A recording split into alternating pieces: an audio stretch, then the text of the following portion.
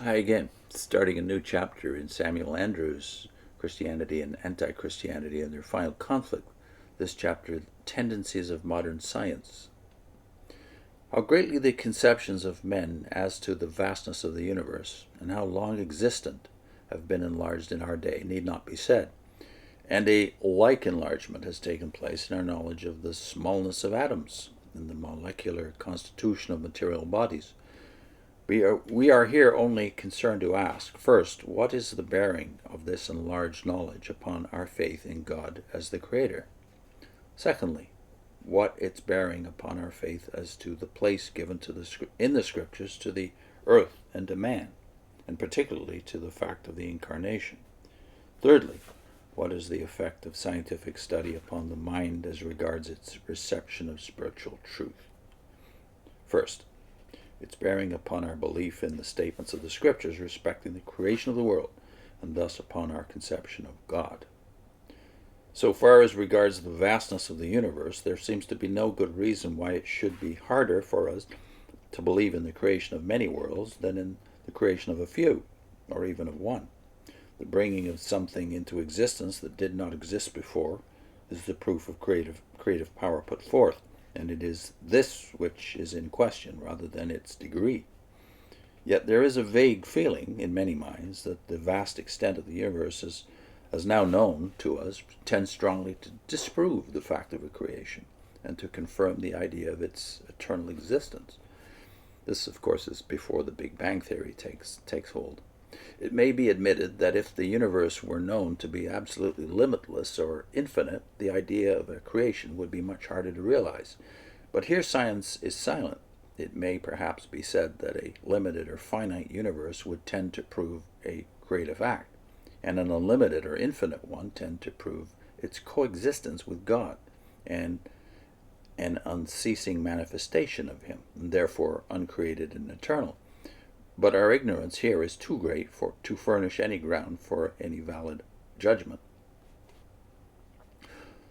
The real difficulty which not a few have found in the Scripture doctrine of creation and in the faith of the Church respecting it does not arise from any teachings of science as to the immensity of the universe, or as to its origin, for of this origin it knows and can know nothing, but rests upon a metaphysical ground, the inconceivability of creation.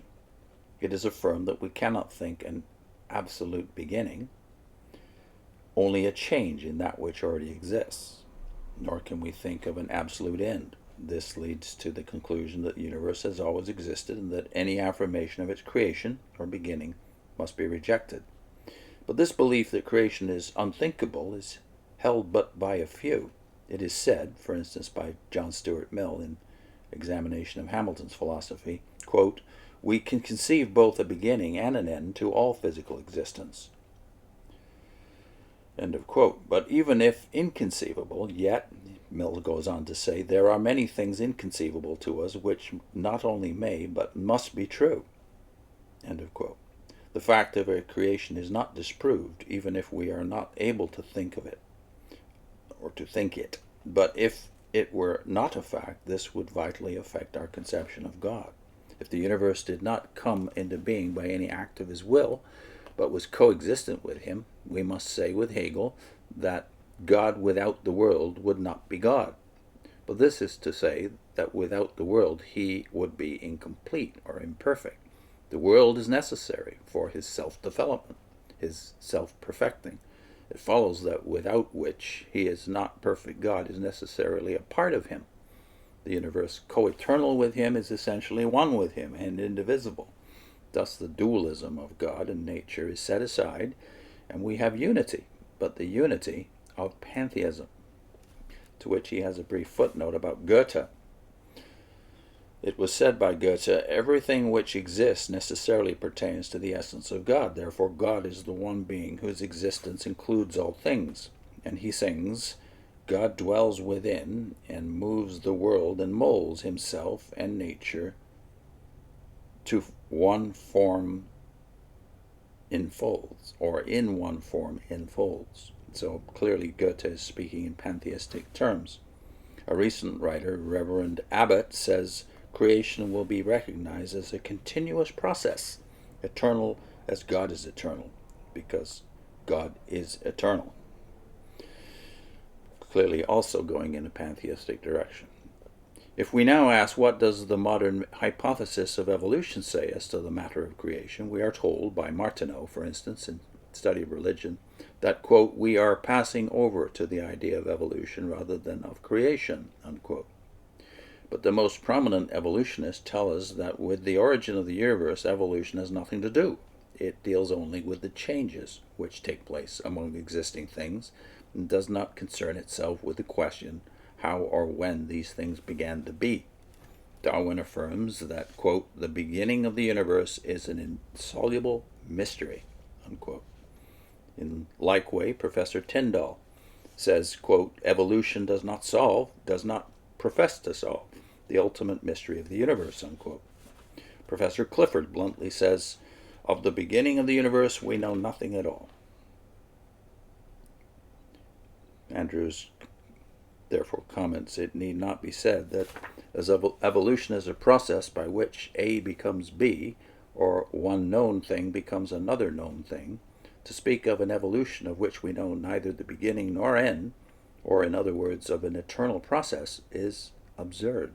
It is a phrase without meaning. The mind demands a starting point and a goal, and any theory of the universe which does not present them gives nothing for the mind to grasp. But notwithstanding the declaration, or rather the declared ignorance of the evolutionists as to the beginning of the universe, or an act of creation, the general tendency is to deny it. It is said by Professor Huxley, that is Thomas Huxley, it is clear that the doctrine of evolution is directly antagonistic to that of creation. As applied to the formation of the world as a whole, it is opposed to that of a direct creation volition, or rather, it is opposed to that of direct creative volition, end of quote. There are probably many who have a confused notion that evolution in some way takes the place of creation. As stated by Mr. Herbert Spencer, it has a marked affinity with pantheism. Pantheism begins with the infinite, which eternally determines itself in finite forms. In evolution, the absolute power works eternal, quote, change from indeterminate uniformity to determinate multiformity, unquote. The power which effects the change is a dynamic one, without consciousness, intelligence, or will, the law of its activity being, quote, the continuous redistribution of matter and motion, unquote. As there is no creator, there has been no creation, but an eternal becoming. Then he has a footnote about Herbert Spencer as well. He says, Mr. Spencer, who affirms a creation to be unthinkable and yet must have a starting point for his evolutionary process, finds an imaginary one in a primitive homogeneity or homogeneous mass, which becomes during the ages heterogeneous, and again in the succeeding ages becomes homogeneous. Thus, to avoid the difficulty of evolution in a straight line or without any continuous movement, he chooses a circle which allows him to pass, quote, in an endless cycle from indeterminate uniformity to determinate multiformity, and from multiformity to uniformity. All this gives no explanation of the origin of the homogeneous mass, atoms, ether, or whatnot, nor does it explain how Mr. Spencer came to the knowledge of it in its condition of uniformity, or how he knows what it will be when it comes into its condition of multiformity. A man who should walk a few rods on a railway of 1,000 miles, of whose changing course and termini he knows nothing, and can tell us from his observation what the course and termini are, would be a wise man, but only a babe compared to Mr. Spencer, who, from the few years of man's existence on the earth, is able to look backward and forward a few 100 million years and tell us the order of the ever-recurring cycles of the great universe. Mr. Spencer was very trendy back then, and he's not that well known today, interestingly. I'll put in a link to what Genesis 1 does to destroy multiple worldviews. See you next time.